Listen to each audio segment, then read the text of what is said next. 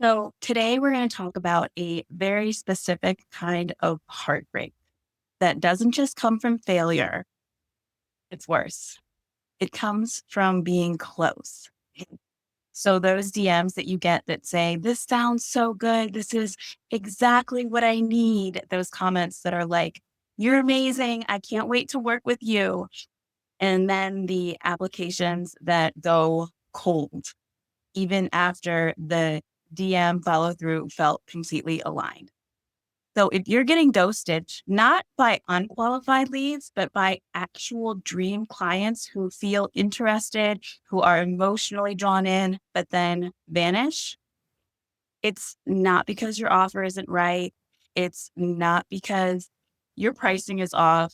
It's because something in the structure of your messaging or the structure of your offer is sending a subconscious, this might not be for me signal. And that's causing hesitation and it's costing you buyers who are this close to saying yes. So I had a client come to me recently and she has a stunning brand.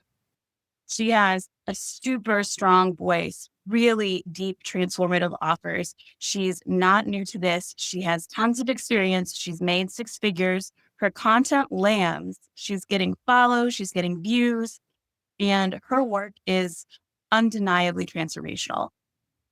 Something kept happening. Dream clients would follow, binge her content, jump into her free Telegram community, say, "I love you, I love your vibe," and then disappear. Why? Because even though her language was magnetic, her positioning was too blurry.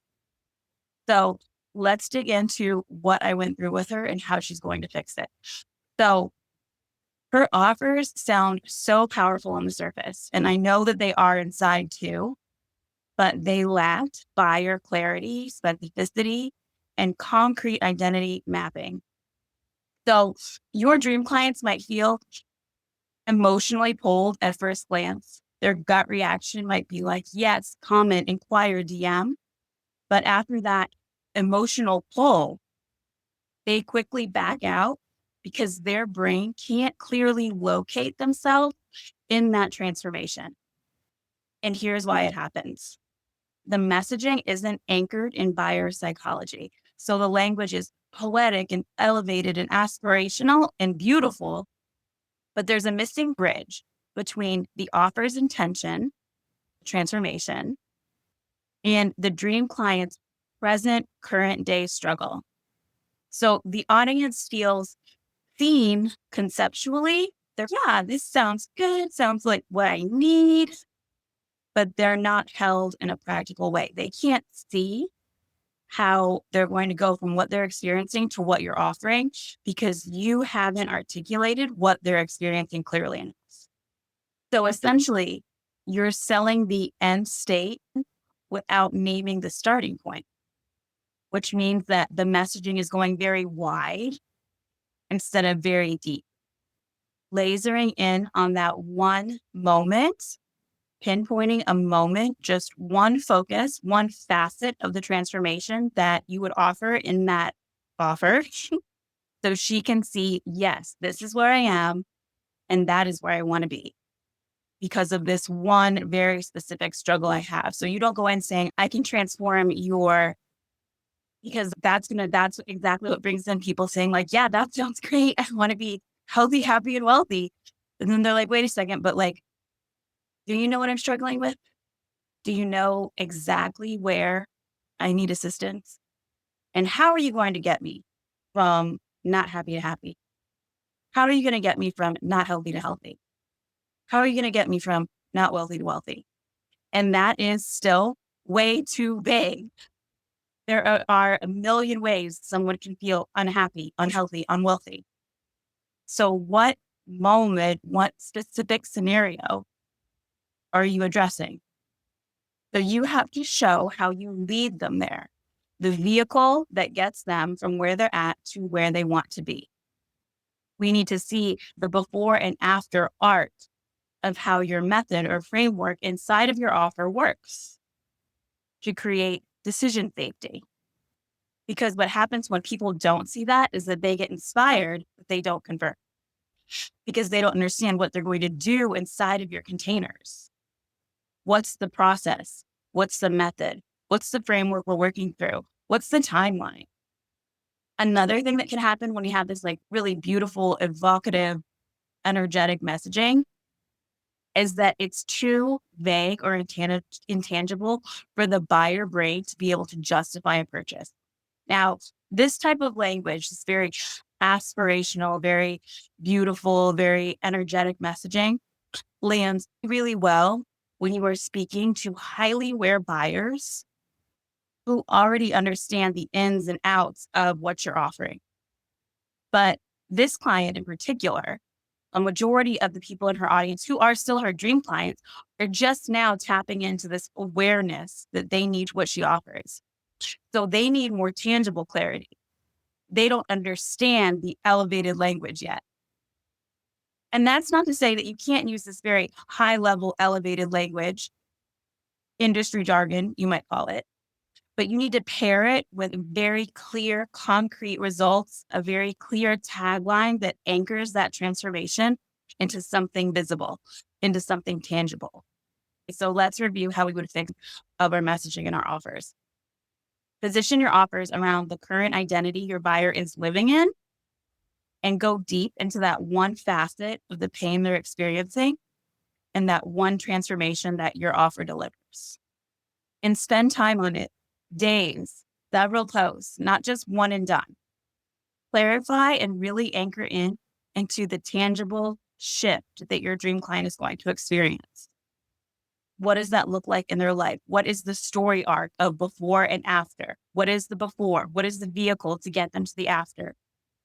Break down the frameworks that you use inside of your containers. Create a content ecosystem that demonstrates your work.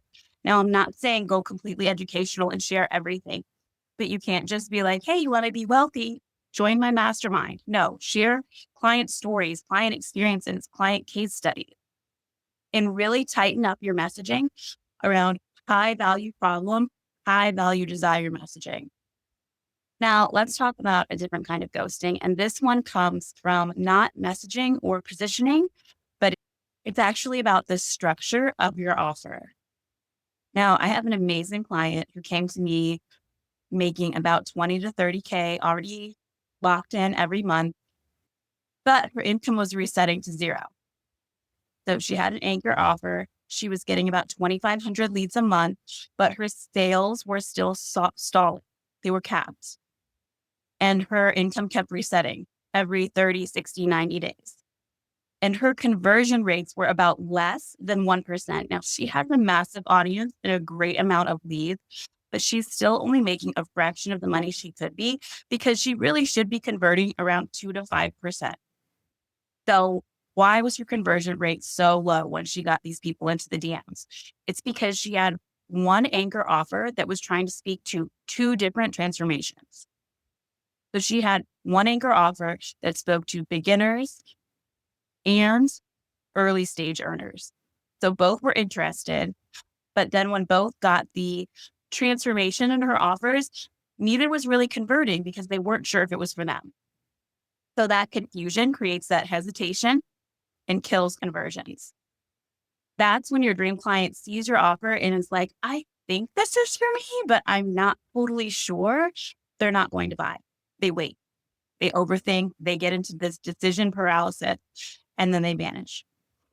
So in 1 week, we split up her offer suite. So we have one path for beginners, one for the overwhelmed earner, and then a mastermind for scaling, like a home base where people can live forever. Each one of these is structured for retention. Each one is designed to increase her monthly recurring revenue. So now really a lead can come into her world and stay for at least 3 cycles of offers in her offer suite. We're talking 12 to 18-month retention. So we increased her offers, which immediately our brain is going to think, okay, you increased her workload, but we actually didn't. Remove excess touch points, simplified the delivery models, build upsells and retention loops into her offers, and actually took her from working occasionally 10 to 12-hour days every single week to working about 10 to 15 hours a week total. That includes serving her clients, doing her coaching calls. That includes all of her admin work and her content creation. But the best part is everything is optimized and we mapped out 50K in monthly recurring revenue. Her offers should bring in 50K in monthly recurring revenue. Not to mention her passive offers, which once we increase the conversion rates, should bring in 15 to 20K every month on repeat without her doing a single thing. And we do that by layering in the fully booked framework. So we work through positioning that stops the "is this for me" question.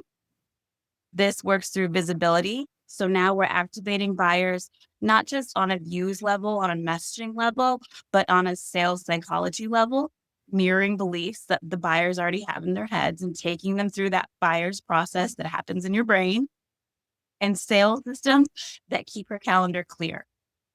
Her funnels are now mapped out by buyer type. Her content runs through the neuromarketing layers, and her offers self-sort to put the right people in the right place. So we fixed that blind spot in her offer structure. And I'm not going to be surprised if she hits that 50K in monthly recurring revenue in the next 90 days. So getting ghosted is never just 100% one thing. It could be positioning. It could be your offer structure. It could be something else that we didn't talk about today. So you could be selling the result without naming the starting point, or the method that you're going to get your client a transformation. It could be that you're speaking in high level language without anchoring it into buyer logic. It could be that you have an amazing offer, but your structure is too fuzzy to guide decision. But no matter what, it is fixable. And when you see and correct the gap, that is where all the money is that you want to make. Like I always say, the high cash months are in the gaps and the bottlenecks.